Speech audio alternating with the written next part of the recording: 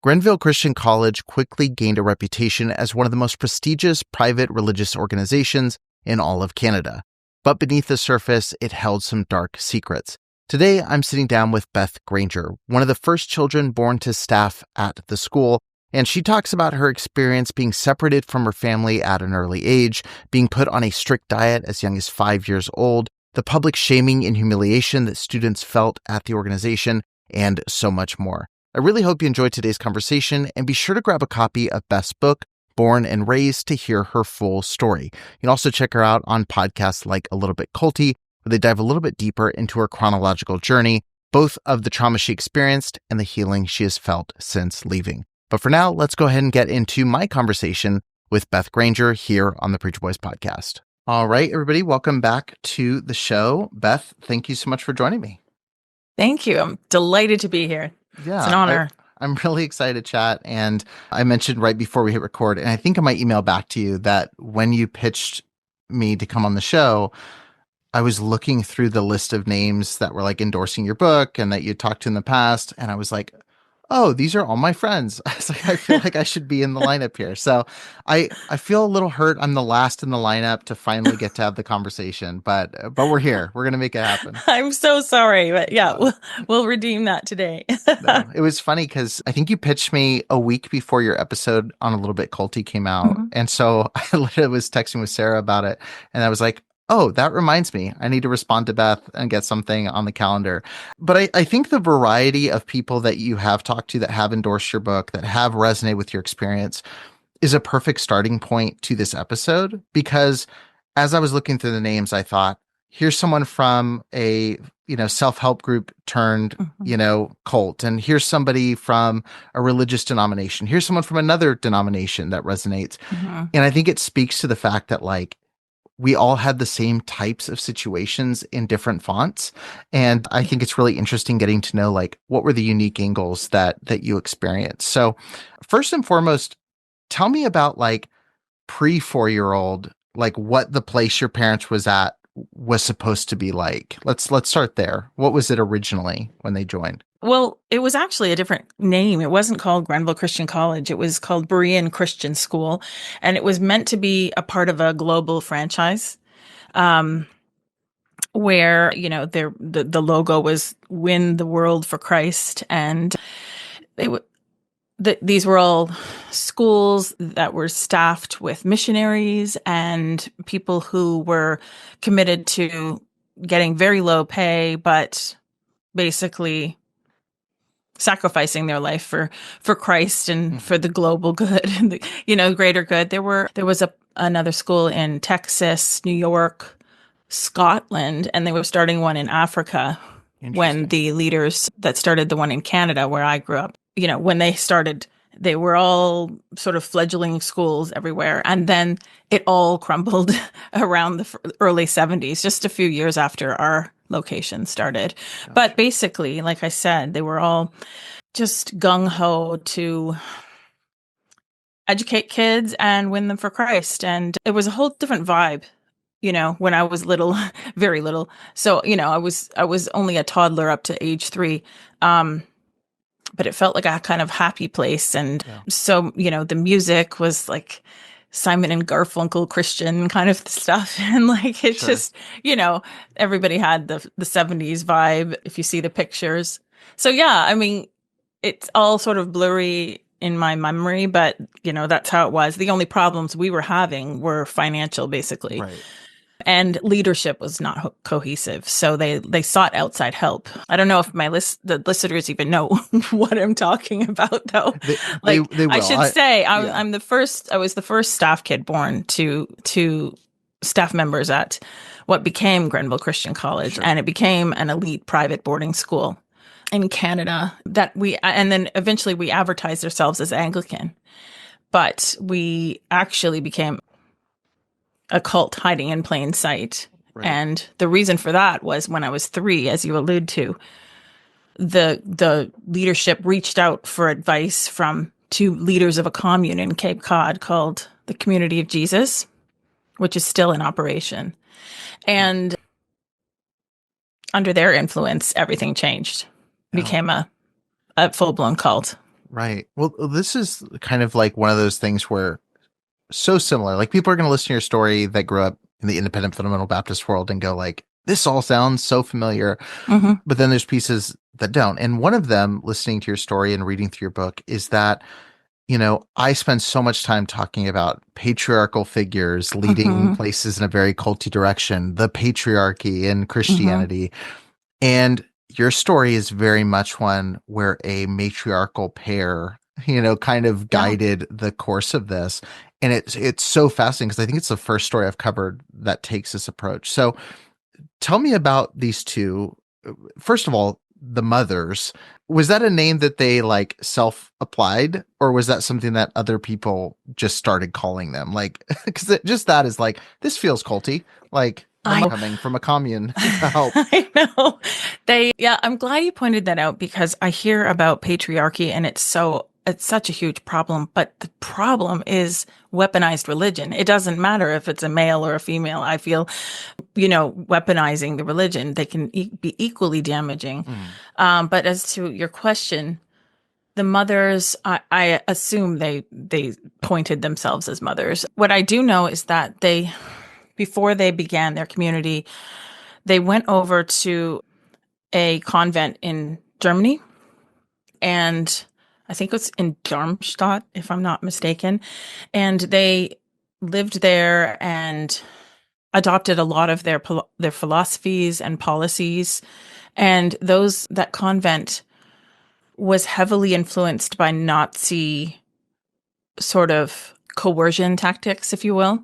So, the whole, we'll get into the coercion that happened, but, the public shaming for one thing, um, and breaking people down, that was all brought over from there. And I suppose they took the mothers from the fact that, when you have a mother superior in yeah. a convent. So, yeah, if that answers that question. Yeah, But it they, does. and just to talk a little bit more about them, I mean, they had their philosophy was so, like any cult leader, they were really charming and really good at bringing people in to make them feel like seen and loved. Love bombing, I guess, is what you Yeah. call it. But they were also so harsh and basically wanted people to die to themselves. They used to preach the key is death to self all the time, and that you're nothing without God, and that you need to be constantly being convicted of your sin. And if you're not continually daily being convicted of your sin, then there's something wrong with you. Mhm. And, even human love, that was the other thing. They wanted people isolated from one another. So human love was sin before God, Mm. which has a lot of long-term damage.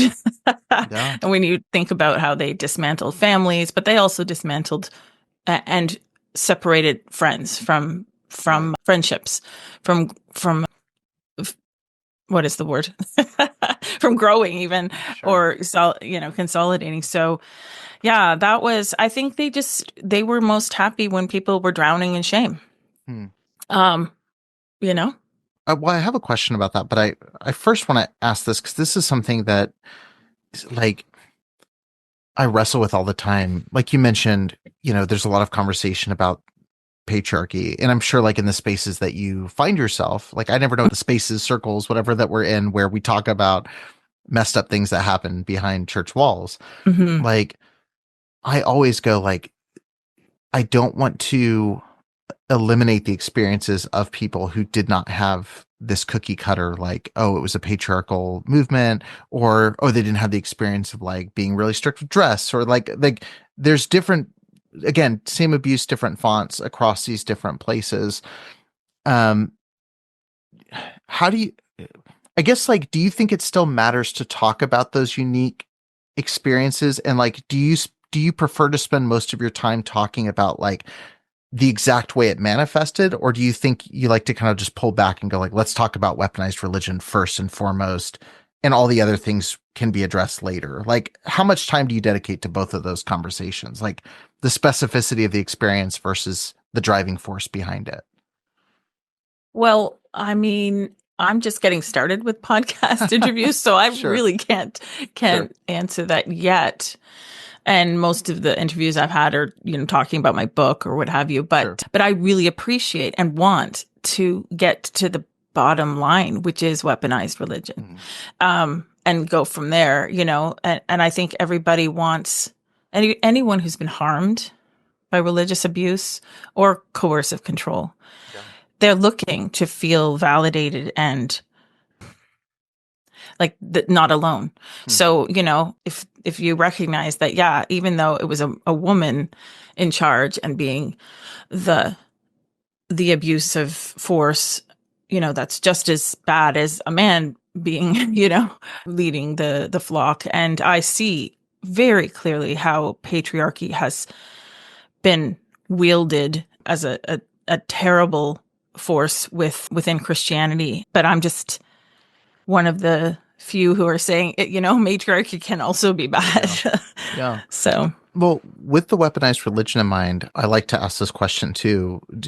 Do you think the mothers who kind of established the direction of Grenville, like very early on and kind of guided it where it ended up, do you think they were true believers in what they were speaking? Like, do you think the religion that they were weaponizing, they believed? Or do you think that was just the weapon they chose to advance their goals? Like, at what level is it like true believer pushing a toxic belief system that they happen to adhere to versus like, here's my weapon of choice. I'll use this. The way some people use their role in law enforcement, the way some people use it in government, like, do you know? And I know it's hard to read motivations and truly know. Yeah, I think in their case, it was their weapon of choice. And the only reason I have evidence for that is, like, for example, when Grenville closed, eventually it closed due to bankruptcy, and all the allegations exploded in the media,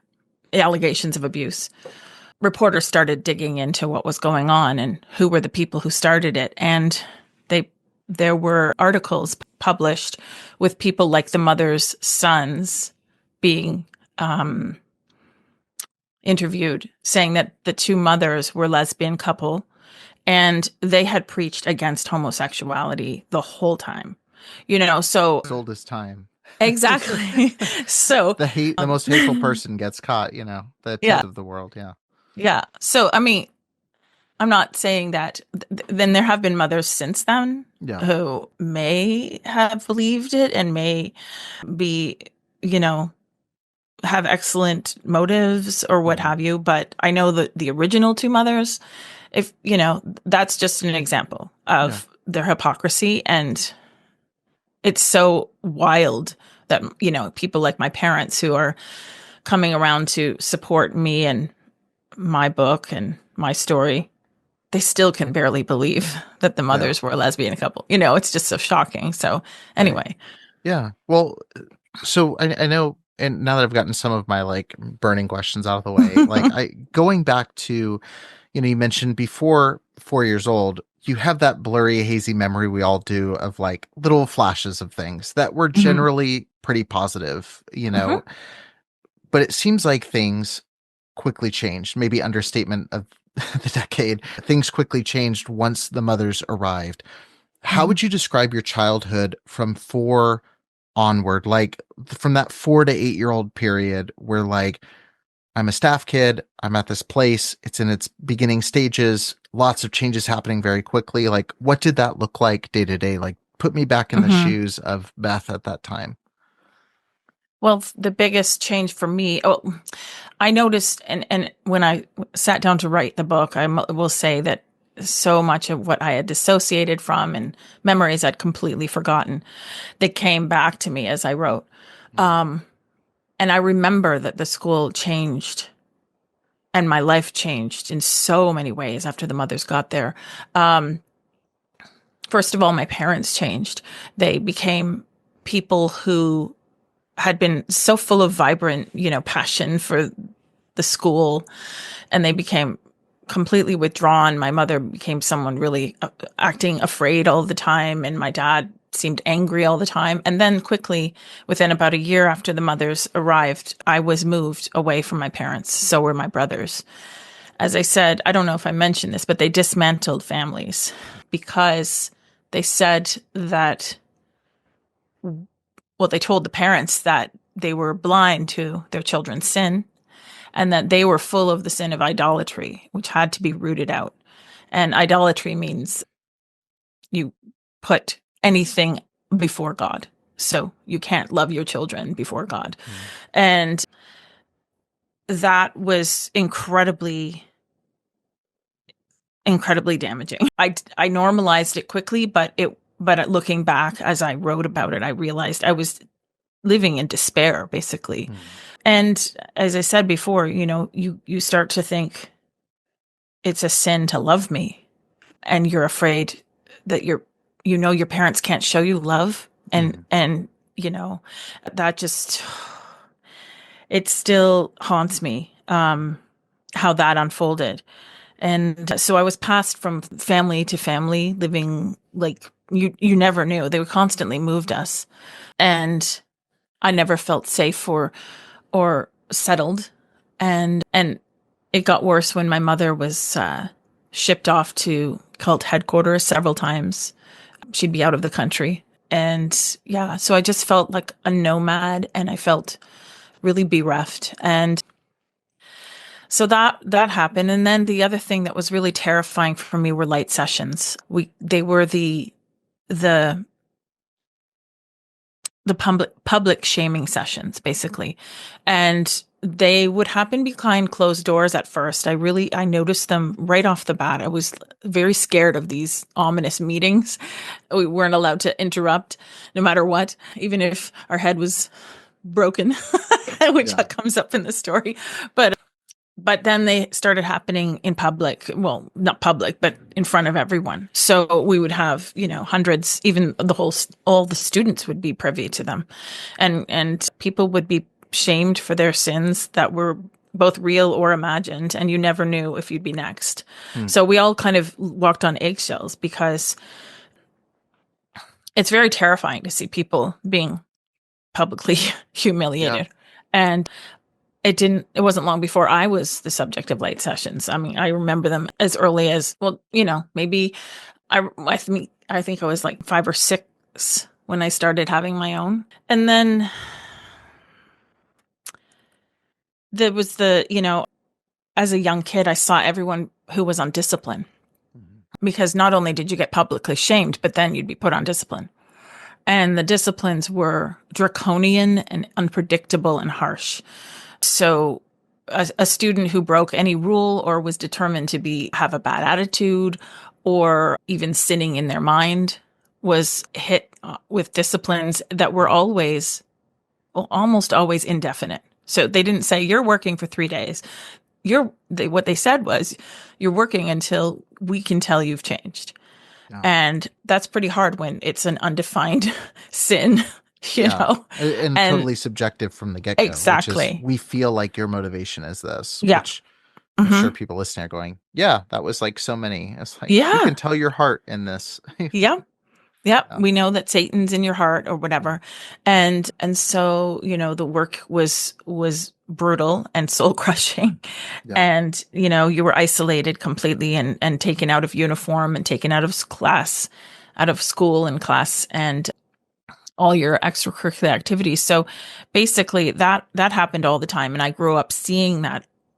But I thought that those students were being punished because generally they deserved it. Maybe they'd broken rules, but it wasn't long before I realized, nope. Yeah. And I got put on discipline in grade 6, my first time, for a bad attitude. And if I didn't understand it, because I think the worst you could say of me was that I was ambitious and I really wanted high grades. But that was deemed sinful. Right. And I was always told I was too haughty. And so it was just this feeling that you were basically walking on a tightrope, because if you look to be doing really well, then you'd get attacked. If you didn't look to be doing really well, you'd get attacked. And so finding that and trying to go under the radar never worked for me either. Yeah. So Yeah. Yeah, that's just a few of the examples of, you know, how life changed for me. Yeah, that's one of the things that's like frustrating reading your story or hearing you talk about it is like it's not even that like, oh, this place is strict and rigid because they didn't hide that, but it's the Hmm. fact that like the goalposts are constantly moving. And like I talk about this with people all the time where, it's like you're never serving in enough ministries in the church setting. You're never getting good enough grades. You're getting good Yeah. grades, but you're not doing extracurriculars.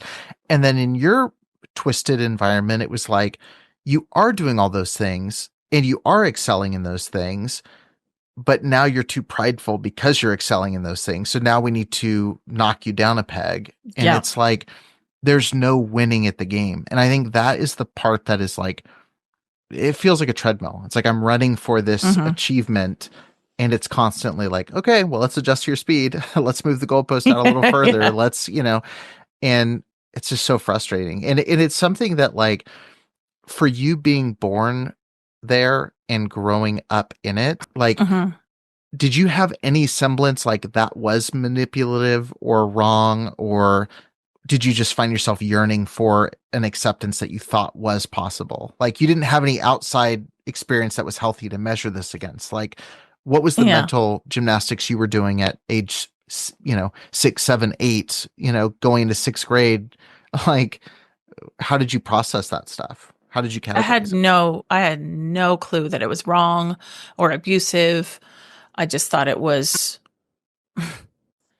part of life and something that I needed to figure out, how to manage basically. It didn't it was hindsight is 2020 and I didn't figure out that it was abusive till years later. Yeah. I mean, just another weird goalpost was they I was put on a diet when I was 5 Mm. as a, to attack my sin of gluttony. And that started a lifetime of disordered eating. But when I was 15 or 14 or so, the mothers told my mother in front of me that she needed to gain weight. Like she needed to go home and gain 20 pounds. And I'm standing there having wrestled for 10 years trying to get my weight low enough. And they're telling her to gain weight. And that hit me. Like I thought, what in the world is going on? Because like, I interpreted it.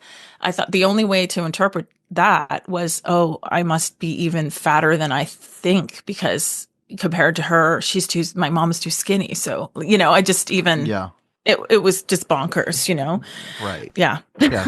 You start realizing, oh, there is no real goal here. Like it's just the Hmm. goal You is to can't constantly win. keep me moving. Yeah. Yeah. So you get to this time period, you get sixth grade, you start having to do this manual labor as a result of these punishments. Like, how frequent would you say? And I think you said one of your punishment lengths was like 6 months, I believe, Mhm. was the one of the longest ones. But how often would you say you were in a state of punishment? Like if you're looking at your, let's say our K-5 through 12th grade experience, like what percentage of that would you say, okay, I'm in punishment mode. I'm being, pushed to do something to make penance for something that I did versus Yeah. like most of it was normal and I have this one really wild period. Like in Yeah. between those extremes, where would you say it's at? I think starting sixth grade, that's when the heat started being turned up. I probably only made it through grade 7 and 8 before grade 7 and 8 was fairly unscathed, I would say. And after that, the hammer came down and I was basically always being disciplined grade 9 through 13. And when I say that, it wasn't always manual labor. Our disciplines wildly fluctuated. So you never knew, one of my disciplines was I couldn't see my grades after grade 9. And that really hurt me because as I said before, I was a very ambitious student. I wanted to be as high grades as my brothers who graduated valedictorian and salutatorian. So, you just never knew what they would concoct, if you will. But yeah, I would say basically grades 9 through 13, and we didn't graduate till 13. So yeah, it was one thing after another. Yeah. Right. Yeah. And during this time, the school is also growing massively, like gaining a lot of prestige, becoming this like, you know, premier boarding school, to send your kids to. Did the growth of the school, like, I can say from my experience, like I was a staff kid Yeah. in a Christian school, did not operate identical to Grenville. Luckily, like there was really bad things that happened later on, but like the structure of the school was just, a lot of it came from the lack of experience of the teachers, like where it was like there were some lackluster years in my Mm. educational experience. But I do know as a staff kid, and I'm sure pastors' kids recognize this too, sometimes there's a unique treatment given, sometimes better, sometimes worse, to the staff kids, to people that are Hmm. like part of the inner circle of these environments. Do you feel like your experience was typical of the kids being shipped in? Do you feel like you got extra layers of that heat because they knew you were a staff kid and you were there for so long? Like, how identical do you think that experience would be for like the kid that showed up to this premier boarding school to? Yeah. So this it's a great question because I like clarifying it. We staff kids, I would say, are the intensity of the abuse and coercion was much higher than that of a regular boarding student.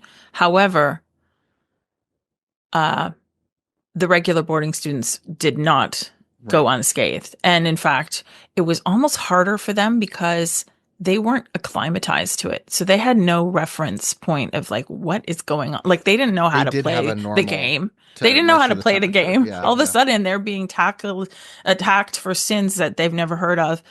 And we knew how to kind of avoid that scrutiny, but they didn't, Mm, So I know so many like I grew up thinking that it was much harder for staff kids. I assumed it was because I could see how harshly yeah. we were being treated. But then after the fact, I realized students who were there, even sometimes 6 months, for a total of 6 months, were so damaged that, decades later, they still haven't gotten over it.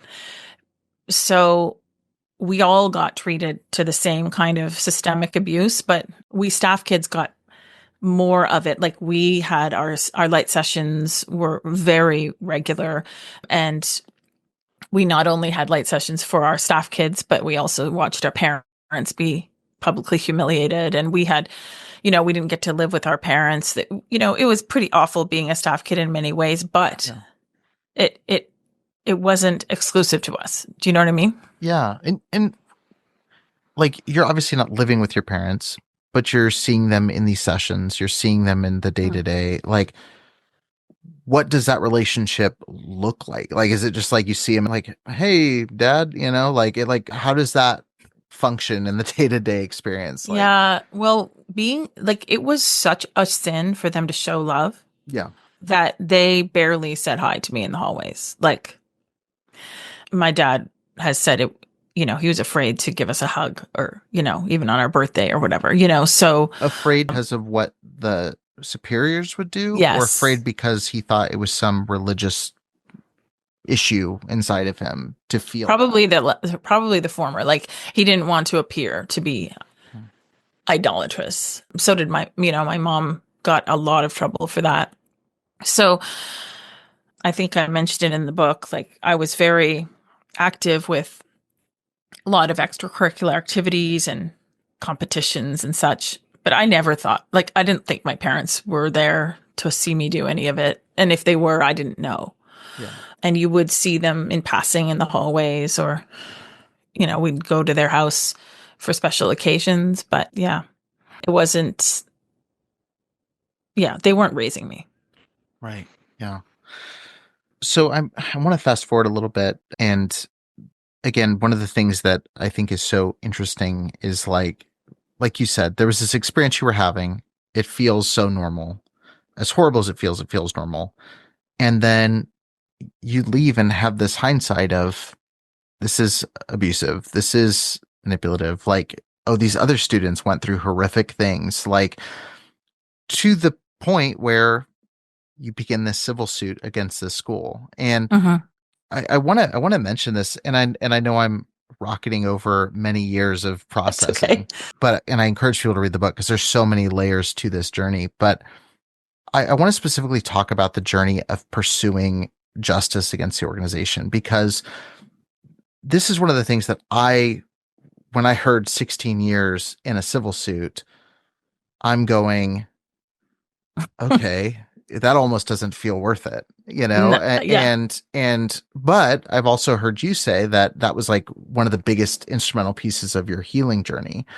And so I guess my question to you, knowing that many survivors are listening to this, like, what did starting that suit really mean to you? And like, was there points during that 16-year period where you thought, I should have just left this in the dust? Why, like I'm almost forcing myself to live through 16 years of being connected to this still. yeah. I have to imagine you had a roller coaster of emotions over that time period. What was that like, and how did you process that in a way where you've got your life and then you've got your past, and they're just Yeah. intersecting constantly? Well, all I can say is it's a good thing I didn't know how hard it would be. I wouldn't have had the guts or the bravery Mm. to join.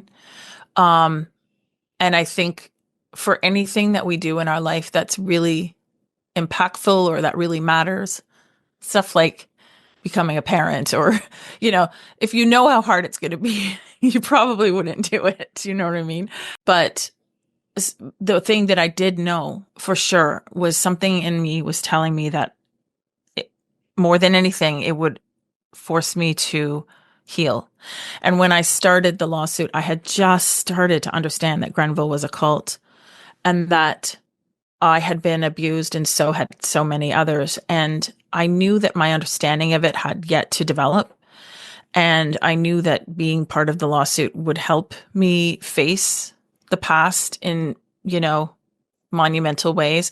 Like, for an example, right at the beginning, we were asked to write statements of experience. And it was excruciating for me to do that. All I could write was 8 pages. And it was funny because I had just met a previous friend who had re-met basically, who had been at Grenville for only 1 year, grade 12. And she wrote 41 pages from her 1 year. And I wrote 8 pages for my 30 years because that's all I could handle digging into, you know? And even just that, it made me realize, Beth, you don't know what you don't know. Do you know what I mean? Like this is going to be a journey. And I had no idea it would be take so long. But I have to say that all through it, I just kept getting outside people kept confirming the importance of the mission and the journey, if you will. I would, you know, just when I start to think, is this worth it? Someone would send me their story on email and it would just blow my mind. And I'd think, we have to do this. Or, you know, I'd read things on Facebook where people were being vulnerable and sharing, and I would, my resolve would be confirmed. It just kept happening like that all through the years. And even when I didn't realize how much of a toll it was taking on me, that's all I needed was someone to reach out and say, here's what happened to me. And then I was like, well, we're doing the right thing, you know? So I think there was something else I wanted to say, but I can't remember. Oh yeah, I was going to say when we finally got to trial, and I think it was 2019 when we finally got to trial. And when I was on the stand, I was on the stand for 3 days, and it was excruciating. Like, people need to know, if you're going to end up in trial, it's brutal. And I thought, if I had known, I never would have done this. Mm-hmm. But looking back, I'm so glad I did. And I'm so proud that we did it. And I do not have any regrets, because we have set precedent in Canada. But not only that, I just knew it was not just going to be healing for me. This was important for the students who had been so badly damaged. And I needed to use my knowledge and put to some good use, you know? So Yeah. anyway. Yeah. Well, and I was going to mention earlier, you wrote 8 pages and now you've written 325. So you've caught Yeah, up. Um, I caught yeah, up. Yeah. I got to ask you this. you know, I mean, you won the first historical abuse case in trial in Canada. You've written 325 pages and have shared your story now on several podcasts and have gotten the message out. As someone who is raised constantly being told, you're not doing enough, you're not good enough, you're not accomplishing enough, do you recognize the impact that you're having? And do you struggle to feel that you're doing enough as an advocate speaking about these issues? Like, is that a mental challenge still to go like, I should have wrote more. I could have said more. I could have done more. How does that uh, affect? it is. I love that question. It's a constant. Well, the battle for me is that I often doubt myself and I think the story doesn't matter. It really wasn't that bad. I'm making a mountain out of a molehill. Mm-hmm. People's abuse other places are so much worse, that sort of thing. And then I have the opposite thing, which is keep going. There's so much more to say. There's so many more people that you might want to reach. But, and it's exhausting and hearing those voices in your head and all the doubts. But I want to share something. Just yesterday, someone reached out to me. Like I said, people who reach out to me are so instrumental in keeping me going. And this woman had been broken at Grenville back when she was a student. And what she wrote was, which goes completely with what you're asking. Where is it? I will never be all right. I will never be good. But I am emancipated through the knowledge that I am not crazy. This actually happened. You allowed me to have a voice. I am forever grateful. I really hope you understand you are a conduit to healing, that you have made a difference and that you are someone who stood up when others could not. And she went on to say, we are intertwined, all of us. Sorry, I just lost it. It's okay. I clicked on something and it went away. We are intertwined, all of us. But now, in truth, justice, and success, not pain, abuse, and demoralized subjugation. You switch the script. Now you have power, and by proxy, we have power too. Mm. Isn't that amazing? Yeah, that's I just cool. love that. Like people who reach out and connect, it's all we need. I'm sure you feel the same way when you're doing this difficult job. Yeah. It's always funny hovering over the email or the message. And you're like, is this going to be one of those? Or is this going to be one of the angry ones? Yeah. One of you is keeping me going. And if I hit the wrong quote, the wrong number, I'm going to be Dare really I sad for the open? rest of the day. Yeah. Yeah. When you get I need to tell you something, you're like, okay, let's see what it is. No, I wanted to ask that because I do think it's something, and I should ask more people that, but it's something I sense with a lot of people in, again, this space, that talks about these things where it's like we were all taught some variation of you're not good enough, you're not doing enough, you're not this. And I also look at so many fellow creators or fellow authors or, I'm not an author, or authors or people in these spaces. And I just go like, we're all at times so down on ourselves. Like no matter if we got a book on a shelf, whether we've got a podcast out into the world, whether we've grown a YouTube channel, whether we've gotten to speak in testimony in front of a Senate somewhere, it's like, there's always that like, I'm not doing enough. I'm not making up for the past. And I just want you to know, like, I mean, you're obviously clearly having an impact, and like that is, it's so cool. Like hearing your story is so cool, especially with all of the programming that was basically there to keep you from doing those types of things. Like Thank it you. is really cool. And so yeah, it's just something I was thinking about as you were talking about. I was like, man, that there's so many mental obstacles that we have that were just placed there. Like the struggle reason so many of us are depressed a lot of the time is because we were told you're not doing enough, no matter how many You're never enough. anything you Yeah. do. Yeah. And you're just a piece of shit sinner, Yeah. Yeah. Yeah. Except for you can't say shit, at least in Oh, our sorry. group. No, you can. No. Not here. You can say whatever you want, but Okay. growing up, it'd be like, you piece of crud, maybe, if they're really Yeah. going to Yeah. get grumpy. Do Anglicans swear? I wouldn't know. We weren't really Oh, Anglican. yeah, that's right. It was your code. We were pretending. That's true. How does that, what was the reason for that? Was it just because that was a known denomination? Like, were you I part think of it was like a strategic, sorry, I think it was a strategic move. The mothers came in and they said something to the effect of to make your school more legit and more prestigious, adopt the Anglican and sounds religion. more prestigious than And Community then of they Jesus. actually, yeah, Yeah. and the mothers actually were friends with a bishop, an Anglican bishop, who helped our two headmasters become priests. And they sort of Oh, fast tracked them through. So our headmasters were legitimate Anglican priests who were fast tracked through the system. yeah. And so we were an a quote Anglican school, and we did use the Anglican prayer books and rituals, but we did so much more. We were not just Anglican. We prayed the rosaries, like we chanted with, Yeah. Gregorian chant. We did all kinds of sung in tongues. Like there was a lot going on. It was like an all you can eat buffet of Christian, practices. Yeah.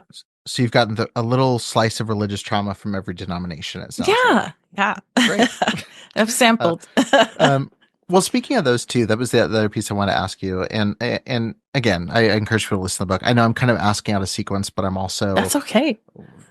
I want to ask these broad themes. But I know one of these elements is the purity culture. The well, I can start there first and foremost. Like, how did you go about unpacking that? And it was honestly like, just so you know, like the purity culture messaging you received is identical to what like 95% of my audience have Yeah. heard. So like the idea that men can't control themselves, women Hmm. don't tempt them, like controlling what you're wearing, like making you cut your hair because it's Yeah. like too attractive, I mean, I've had women come on my show that said like they didn't like going out with wet hair because people said if they see you with wet hair, they'll imagine you in the shower. Like Wow. all these purity Yeah. culture messaging myths. Was that a major piece for you, like unpacking? Like, I know, like for you, like there was a lot with like the weight control and eating disorder Yeah. issues that came from this, but how much of an impact did the purity culture messaging have on you? And like, how much was that to unravel? I mean, it's, I don't know how to even quantify it. I think I'm Yeah. still working on unraveling it, especially with regards to the weight control. But, the weight control was all part of keeping our curves. Our curves weren't to be seen. I mean, as Mm. soon as you went through puberty, you were a target. Yeah. Um, So and they did intertwine those messages beyond just the control of like not the sin of gluttony and measuring how much we eat. It was also I, tied to the purity I culture. don't know. They didn't really explicitly say, you're more sinful because you have curves, but I felt it, I just, and it scared me. Like I had already been in trouble for my gluttony all the years before puberty. But when puberty happened, I became terrified of my body. But I will say, like, I want to add, it was really healing to hear a psychologist. We had an expert witness in our trial who came before the court and explained the phenomenon, which she called sexualized abuse. And I think it applies to all people in religious circles where purity culture happens. And she said that I've actually got notes here because I forget, but requiring sexual confessions. These are all part of sexualized abuse. So requiring sexualized confessions, berating students for inciting lust, vilification of homosexuality, using derogatory terms such as temptress, sluts, whores, which they would use, and being preoccupied with sexuality and sin. Those are all part of sexualized abuse, Mm. which anyone in our backgrounds, many of us are dealing with that kind of abuse. Yeah. And it went further. She said, she said one thing that happened to me and many others. We were required to bend over front and back to see if our cleavage showed or if our underwear showed, if our underwear rode up on our butts or whatever. And even humiliating students over expressions of romantic feelings towards other students is just, it's abuse. It's not just purity culture. It's sexualized abuse. Yeah. And I think people need to know that because we downplay it. It's normal for us, right? Well, that's how we Yep. grew up. So, Yeah. yeah, that was really helpful to hear. Yeah, I love that term, sexualized abuse, because I again, this is like one of the things that you just mentioned is like, and maybe I'm putting words in your mouth, but like what I got from what you were saying earlier is like, there's times you do compare and go like, oh, it wasn't that bad, Mhm. or it wasn't like so and so's. I went to lunch with a friend who's a trauma therapist, and she got mad at me because I said I was like, it's not as bad as like this, and this, and Yeah. and she's like, it's not like the trauma Olympics. Like we're not trying to see who got the Yeah. gold. But there are things like purity culture where I was just talking to someone the other day who had no context for any of this, and I just said, they're like, how much of this stuff was on the surface, and how much did parents know? And I was like, you have to understand, like the baseline in society at large as to what's abusive is a different starting point than Yeah. where it is in these environments. So I was like whether that's physical punishment, whether that's like the sexualized abuse and like what messaging is being given to girls and men, Mm. like there's a different starting point, and it is just it's at least borderline abusive for some of this, but most places are just straight up abusive in the way they talk about this stuff. Like the things that are said that I've heard said to peers in high school, growing up, the things that Mhm. were said to us, the way that things were talked about, the dress check, like it was just abusive. And like the Yeah. sexualized abuse, because sometimes I think we just have the category of like everything was fine or there was sexual abuse. And it's like Yeah. there's a category in the middle here that's Yeah. also really harmful. Yeah. Yeah, because I didn't actually experience sexual abuse. And I thought, well, my abuse, I didn't even, going into the trial, no, going into the lawsuit at the beginning, I did not think I had been abused. I just thought I would be helpful to tell sort of background information for Yeah. the Here's lawyers. how it looked for the kids who actually were abused. It's Yes. like, here's the Yeah. structure I was in Yeah. to help the real victims here. Yes. Yeah. I did not realize that I had been abused. It took me years to figure it out and to remember and Yeah. also see it and understand it, which is another problem that I think a lot of Christian kids who are born and raised in Christianity, they don't understand that they were abused. Mm. Um, and and when people share their stories, like you do in your podcast or like in my book, people start to make the connections. Oh, that happened to me. Oh my gosh, that wasn't okay. Yeah. Yeah. That was such an odd experience starting the show where like I started really reading like experts work on things. And Mm, I remember reading, like all the go-to books when you first start, like Dr. Stephen Hassan, Combating Cult Mind yeah. Control. And I remember listening to that book driving to Las Vegas, and I'm like, I'm going to learn about cults. And, Yeah. and then he starts going, here's the bite model and behavior Surprise. control, boom, boom, boom. And you're like, oh, and the information control, boom, boom, boom. Oh, Yeah. oh, oh. And then thought control, boom, boom, boom. Okay. Emotional control. Oh, this is my childhood. Okay. So Yeah. I was in a cult. Like I can stop saying this is cult adjacent or cultish. It's like, Yeah. yeah, this is a cult. There's so much stuff to unpack with that. And it's funny, again, going back to that same question from earlier. It's like, even when it came to accepting that you were a victim of the situation, you still didn't feel like you were enough of a victim to move forward. Like you were still going, did I go through enough? Like you were still Hmm. measuring yourself against this standard that didn't exist. Yeah. This, yeah, this is, I want to kind of push down deeper into what we kind of touched on, which is the eating disorder. It's a huge part of your book. It's a big Hmm. part of your story. And again, this is something I think as a man growing up in a fundamentalist group, like it didn't impact me. Hmm. But I know it's certainly something, as I've done the show, it has blown me away the amount of women who have told me that their pastor or youth pastor had a scale in his office and Oh weighed my them. God. The people who have told me that in college they had a set weight they had to be within 10 pounds of, either above or below. The amount of people that have told me that they were told that they looked anorexic or bulimic and they had to eat more and they had to Yeah. be monitored. And then the people who, were told like, if you eat too much, we're going to penalize you. Like I have a Google Doc of just story after story that and I Wow. haven't, at some point I'll do an actual episode. I've been trying to get an expert to come in and like kind of talk through it. But what has that journey looked like for you in terms of recognizing this is something that's been there since you were 5? Mhm. You were essentially raised with an eating disorder. Yeah. Like, how did you first notice that actually was a disordered pattern of eating?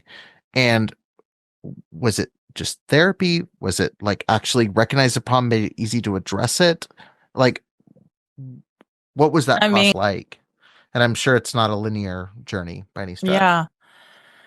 I didn't even realize till I was 50 that I didn't remember that I'd been put on a diet. That's when I remembered that I'd been put on a diet at age 5. Everything had been pushed down so far that I didn't understand what was wrong with Yeah. me. And I thought it was all my fault. I thought I was so gluttonous. I'll skip ahead. When I finally left Grenville and cracks started to appear, I thought my life was perfect. I achieved everything right off the start. I got married and I had kids and I got my dream job. But all of a sudden, I couldn't control my eating again. And I needed help. And when I finally got diagnosed with bulimia and PTSD, and I found a really good a really good psychologist. She told me that she wasn't going to touch my eating disorder with a 10-foot pole because there was so much more going on underneath. And I sat there completely confused, thinking, what do you mean? Like, is there a reason why I can't stop binging apart from my sin? Like, I had no clue that my, I thought it was just my gluttony, and I didn't realize that you can't just, like, an eating disorder is completely tied into so many other issues. But to get back to your question, like, the good news is that when we leave these places and we have issues like an eating disorder or addictions, they kind of force us to get expert help. Even if we can't afford it, you have to find help, And so for me, I became one of those people who started getting help before I even knew that I had been damaged by a cult or damaged by religion. I was needing help with an eating disorder. So it was sort of like the engine light in a car. You don't know what's wrong, but there's a problem with that, and something's going on. And so I started getting help with that. And in a way, I'm grateful. It's a horrible thing, but I'm grateful that I needed help right off the bat out of the cult, because I've been getting therapy ever since I left, Yeah. and it takes that long. And I don't remember exactly what you asked, but basically it I think they use manipulation of our bodies and our weight and our food, just another way to kind of break people down, because I know for women, it it strips you of your ability to think about anything else. And so I wasn't really paying attention to the abuse. I was paying attention to my eating, Mhm. and I was paying attention to my weight. And in a way, that's how I dissociated through all those years. And it stripped me of my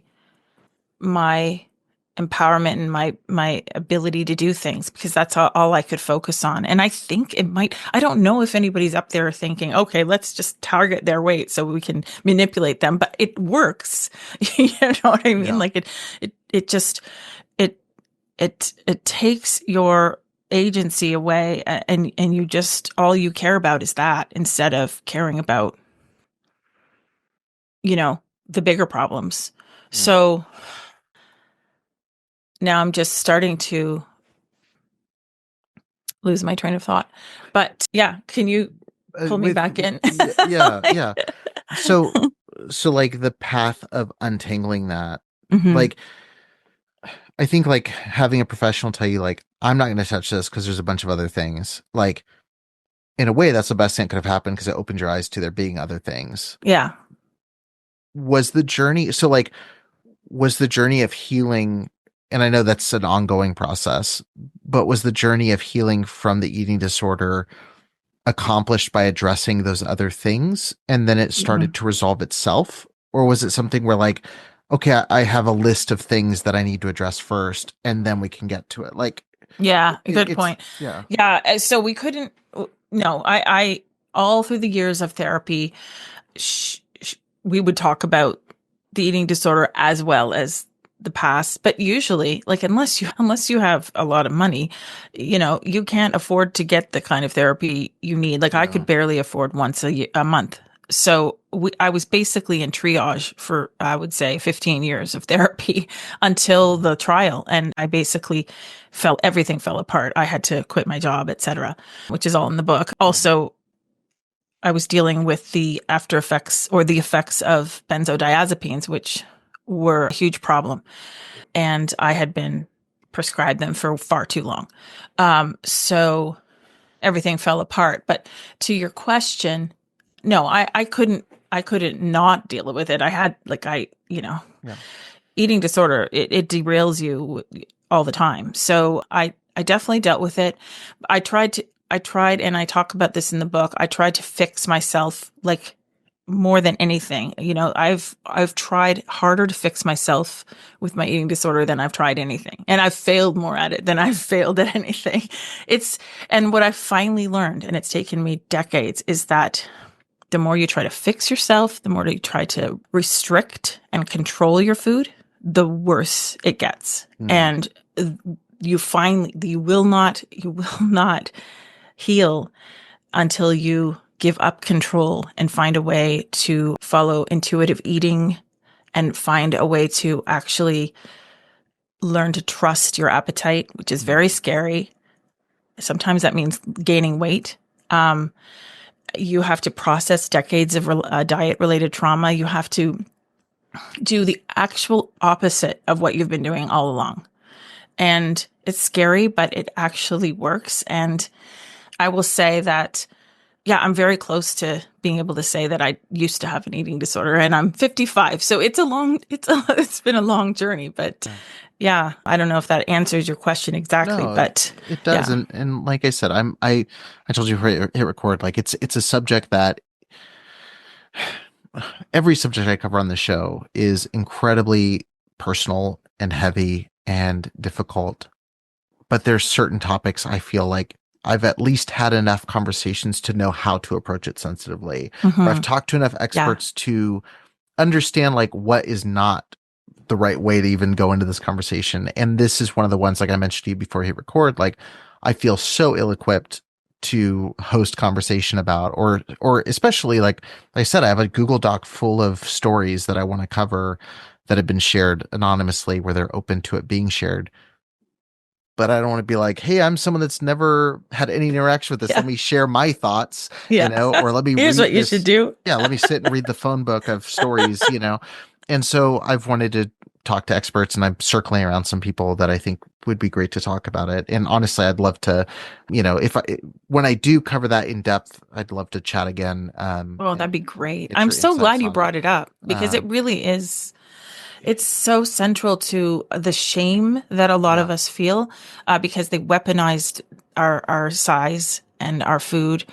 And, as Christians, a lot about, you know, you're brought up thinking that you're to be ashamed of your sin. Well, if you're ashamed of your sin of gluttony and you're ashamed of your size, yeah, you cannot just close the door on that shame.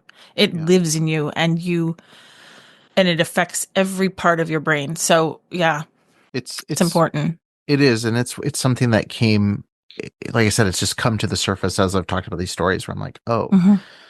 and again, you just realize like 4 or 5 years in, there's still new layers of this that just keep pulling away. But I think ultimately, like whether we're talking the eating disorder, whether we're talking about double checking your clothes and making sure that your collar is, a certain length down and making sure that your sleeves aren't too tight and that your hair is not wet or too long or too short, like it all goes back to the self-policing. It's Yeah, like if we can get you to be so focused on double, triple, quadruple checking yourself, like we have control over you. Like we have yeah, everybody in this organization policing themselves. And like I think yeah, that's the theme through your story is like whether it's your grades, whether it's your labor, whether it's whatever that looks like, it's getting you to second guess yourself. And I think what's so cool about your story, and again, please to people listening, read the book, but like your story is such a cool recapturing of your autonomy to like Mm, be able to throw away that measuring stick of like these impossible goals, like these yeah. impossible things that are being placed ahead of you. And so I think that's it's such a great representation, I think, of that journey in that one specific, like isolated trauma, that one isolated Yeah. impact that it had. Well, I think thanks for saying that. And I just think you said something that that I actually put in the end of one of my chapters was with that I realized that one of the students used to have a mantra. He used to say, "The only place I'm safe is in my head." And he would say that to over and over just to try to get through his years at Grenville. But what I find ironic about that is we're not safe in our head. We are given voices from the leaders, from the messaging that you end up with brains that attack from the inside. So you know what I mean? You're hearing the voices of the leaders attacking you and your own sin. So we're attacking our own sin from the inside of our heads. So that's the goal of recovery is learning, like letting go of those inside voices that hate ourselves so much. And with eating disorders, it's even worse because, you're constantly yelling at yourself for this or that problem, you know, Right. looking at the mirror or what you're eating or whatever. So, yeah. Right. Well, I really appreciate this conversation. Like I said, I definitely think it should not be our last. There's so many things. Like I've had a realization like in the last year where I'm like, I have these really good conversations. And we always go, man, we could talk forever. There's so Hmm. much more we could talk about. And then you just never do. So like I'm trying now to be like, let's do that and definitely carry on these conversations. There's so much we could chat about. But as we're like kind of wrapping up, I'm curious, I've asked a lot of authors lately, you have like the broad ideas of a book, right? Like you have the thing that you hope people get. It's like the selling point of the book, so to speak, the subtitle of the book. It's like why people should read it. But I'm curious for you as an author. I know like as you're writing it, you're probably discovering things about yourself. You're probably discovering Hmm. things that you've never thought about. You're putting pen to paper and realizing like this is something that's important to me as well. What are one or two things that you put in the book that maybe if someone was skimming through, they're listening at 2x speed on an Audible or on, Yeah. whatever these sites are, you can listen to books. They're rushing through an ebook or flipping through a paperback that are like really valuable ideas to you that Hmm. someone could blink and they miss it, but Yeah. it really impacted you when you were writing it. Well, I have to think about that question for a bit, but I will say, I have thought what is it that I want readers to take away from the book? Yeah. And I can answer that because what you've just asked is, I think a kind of really complicated, like I could answer that in a very complex way, but just in a nutshell, I would, I want readers to remember that people are breakable and that when leaders intentionally break people with coercive control or weaponized religion, sometimes the damage is permanent. Mm.